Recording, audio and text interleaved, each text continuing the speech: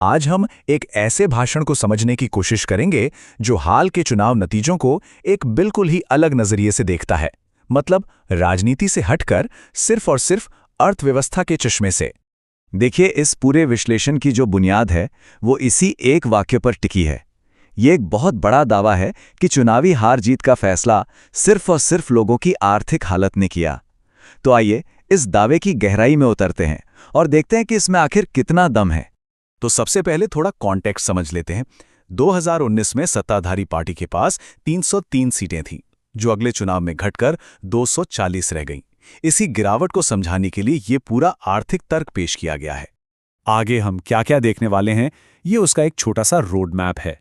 पहले तो इस इकोनॉमिक थ्योरी को समझेंगे, फिर देखेंगे कि आम आदमी की जेब पर इसका क्या असर पड़ा, देश की ओवरऑल आर्थिक हालत पर नजर डालेंगे, और फिर भाषण में सुझाए गए समाधानों और कैपिटल गेन्स टैक्स पर जो बहस हुई उस पर भी बात करेंगे।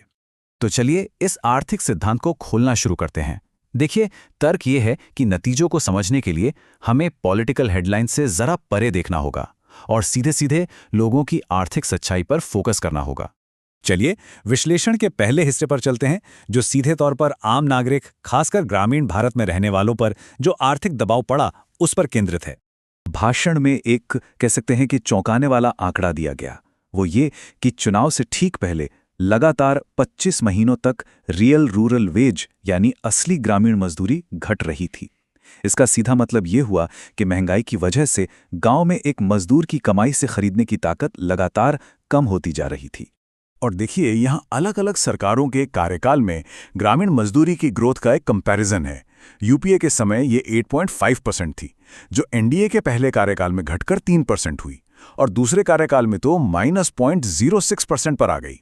ये जो गिरावट है, ये कहानी का एक बहुत ही महत्वपूर्ण हिस्सा है। अच्छा, ये तो हो गई कमाई की बात। अब जरा खर्चों पर नजर डालते हैं। 2014 से 2024 के बीच रोजमर्रा की जरूरत की चीजें कितनी महंगी हो गईं, ये टेबल साफ साफ दिखाती है। आटा, दूध, दाल, घी, हर चीज की कीमतों में एक जबरदस्त उछाल आया है। और ये स्लाइड उन आंकड़ों को एक असल कहानी में बदल देती है। ये एक छोटा सा उदाहरण दिखाता है कि कैसे एक दिहाड़ी मजदूर की खरीदने की ताकत सीधी सीधी आधी रह गई। मतलब जब मजदूरी घट रही हो और महंगाई बढ़ रही हो तो उसका असर सीधा थाली पर पड़ता है। तो अब एक व्यक्ति की जेब से आगे बढ़कर पूरे देश की आर्थिक तस्वीर पर नजर डालते हैं, और इसकी शुरुआत करते हैं बेरोजगारी के मुद्दे से। भाषण में CMIE यानी centre for monitoring Indian economy की एक रिपोर्ट का हवाला दिया गया। इसके मुताबिक देश के ऑर्गेनाइज्ड सेक्टर में बेरोजगारी की दर 9.2% तक पहुंच गई थी। ये स्लाइड बेरोजगारी की असल तस्वीर दिखाती है। सोचिए, चपरासी की कुछ 100 नौकरियों के लिए 23 लाख लोग अप्लाई कर रहे हैं। रेलवे की नौकरियों के लिए तो ऑस्ट्रेलिया की पूरी आबादी से भी ज्यादा आवेदन आए। ये आंकड़े दिखाते हैं कि नौकरियों की कितनी जबरदस्त कमी है। बेरोजगारी के अलावा एक और चिंताजनक बात बताई गई, और वो है इन्वेस्टमेंट। जब प्राइवेट कंपनियां नया निवेश नहीं करती तो इसे बाजार में भरोसे की कमी और आर्थिक ठहराव का एक बड़ा संकेत माना जाता है। और यहाँ जो आंकड़ा है वो 25 साल के सबसे निचले स्तर का है। तो इन सारी समस्याओं का विश्लेषण करने के बाद भाषण में कुछ समाधान भी सुझाए गए। चलिए अब इन 8 पॉलिसी रिकमेंडेशंस पर एक नजर डालते हैं।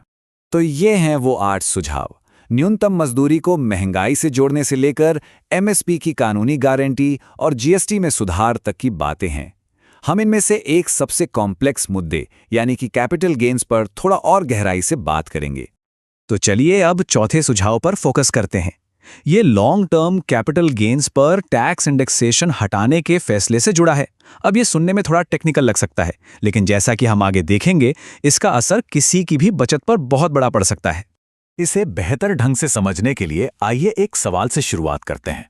आखिर ये इंडेक्सेशन हटाने से एक निवेशक की जेब पर, उसके फाइनल टैक्स बिल पर कितना असर पड़ता है?